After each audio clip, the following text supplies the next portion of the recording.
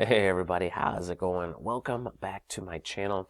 In this video, I just wanted to go over the overall market, just give you my take on this week's price action. I haven't done a video in several days. I got really sick again. I don't know what it is. I don't know if I got COVID again. I didn't actually get tested for it, but I am the only one that's sick in my family, and I am the only one who didn't get the vaccine. So maybe that's what it is. It's not that I am against getting the vaccine, but I don't work for anybody else. So nobody forced me to get it, and I didn't go out of my way to go get it. I really don't have a feeling one way or another, but maybe I should go get that thing after all. But anyway, so I just want to apologize in advance if I do end up coughing and blowing out your eardrums. I'm going to try to not do that through this video. But let's start off with the QQQ because actually I am a little encouraged by the price action we had over the last couple of days. Seems like the price action for the whole week has been rather depressing. I don't know if that's just been because I have been sick or what, but I actually have an order in to buy some TQQQ calls. Hasn't been executed yet. We still got some time left in the trading day. I might have to pay up for it if they don't get executed before the market closes, but just with the way the price action is looking, I'm thinking that we could end up rallying next week. I mean, if we look at the volume right here, the volume has just been, falling off a cliff. And that's making me think that selling could be getting exhausted, and that could set up the, trade for a possible summer rally. Now, we have to get above this area right here at 296.5.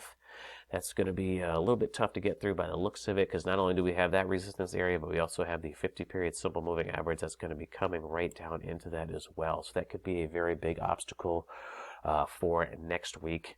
But just looking at the overall trend here before I jump on, this bear market has been rather brutal. It's been rather difficult to sit through. It seems like it's more difficult than just about anyone except for maybe the great financial crisis.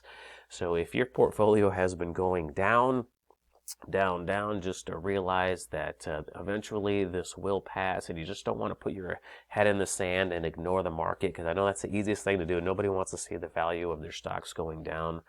But, if you do that, you could end up missing the turnaround rally, miss that follow-through day, and usually the very early stages of that rally is where most of the money is made. So it's usually where most of the money is made, and usually made the quickest. So you just want to stay engaged, and it is not easy. This is... I've been trading for over 20 years, so I've been through several bear markets, and it seems like with every passing one, I get a little bit better. I wouldn't ever say that I am an expert at this yet. And even if you look at the experts like Warren Buffett and Charlie Munger, it seems like when they go through them now, they could care less what the market is doing. But if you, read about some of their experiences in previous bear markets, it was difficult for them as well to go through these things, So I always like to go back to past, drawdowns in the market just to see what to expect, and if you look at these things in retrospect, they seem like they were the easiest things in the world to trade, but if you're going through them, they are absolutely not. This was the COVID collapse, and that one went down so fast and up just as fast as it went down. That was very difficult to trade. This bear market that we had towards the end of 2018 was a rather sharp decline. That one was painful. If we go all the way back to the flash crash, let me see if I guess I have to go to the weekly chart. Let me jump to the weekly chart. I got to move forward a little bit here. Sorry about that, guys. If we go to the flash crash of 2015, that was right here. That one was quick, but that one was also scary. And then, of course, we go back to the great financial crisis of 08 and 09. This one was very difficult as well. Some of the best traders in the world, like Howard Marks, Warren Buffett, they were buying a lot of stock at the bottom. And it's just because of all that experience they had. They know that eventually things are going to turn around. And, looking at this thing in retrospect, you might think that it was easy. Well, it certainly wasn't, I like to look at these charts of the past just to show me that, these things don't go down forever. And I need to be buying when the markets are crashing like this. But it's very different looking at them in the past and saying, you would have done exactly what you were doing and actually going through it. It's almost like, if you had arachnophobia, if you were you had a fear of spiders, if somebody were to show you a picture of a spider, it might barely elicit any kind of response. But if somebody put a big hairy tarantula on your shoulder, you'd probably need a clean pair of shorts. That's the difference between going through a bear market and seeing a past chart of one. I like to look at the past chart just to show me that, I got to put fear aside and buy when the market is crashing, but it is easier said than done every single time. But going back to the current price action, let's take a look. Let me go back to the daily chart. Let's take a look at the spider, or the S&P 500. Looking at the S&P 500, you can see this one is stronger than the QQQ. So there's the S&P 500 did a little bit of a turnaround here. So that is looking very encouraging for next week. Let's take a look at the diamonds, or the Dow Jones Industrial Average. We can actually see that this one pushed above the 8-period exponential moving average. So that is very bullish, So it's the market, it looks like it's still trying to grind out a bottom.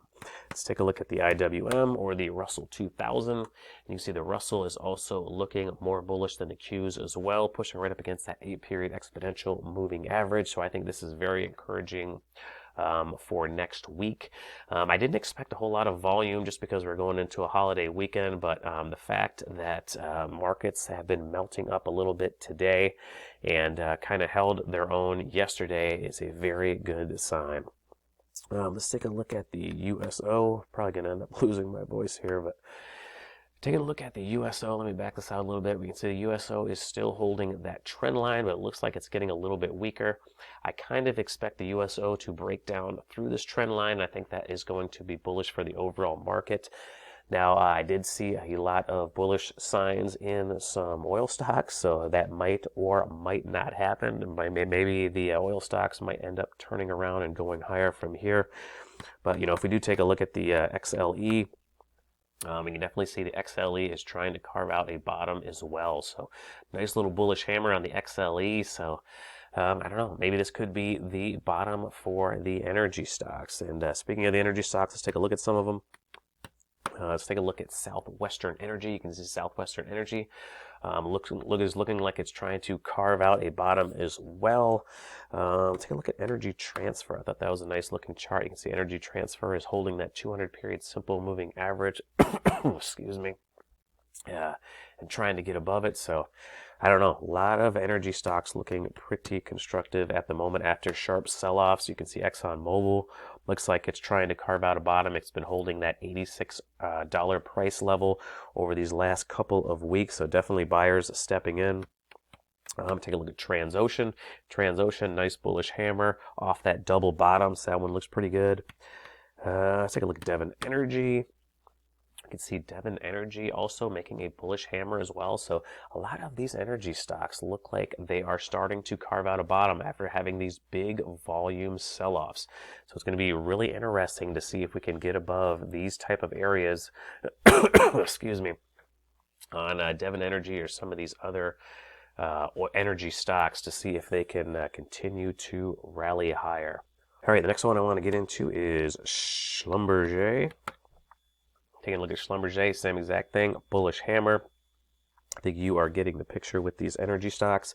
Another sector I think is looking good are these reopening plays.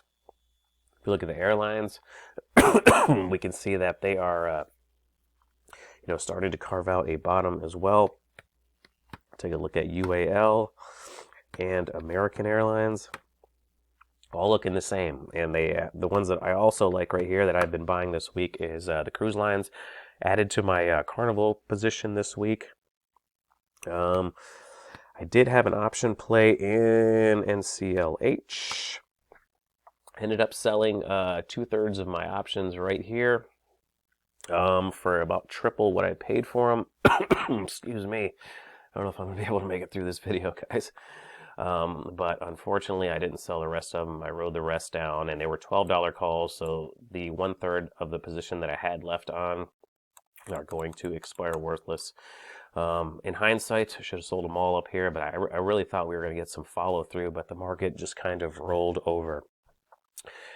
Another one is Royal Caribbean. This one looks like it's carving out a bottom as well. But you know what? I think I'm going to end the video right here before I completely lose my voice. If you guys see anything interesting in the market, make sure you let me know down there in the comment section. Thank you so much for watching the video all the way to the end, and I hope you guys have a better holiday weekend than I'm going to have, because I'm probably going to be sick in bed for the whole thing. But I'm going to end it right there. Thank you so much for watching, and until next time, take care, everybody.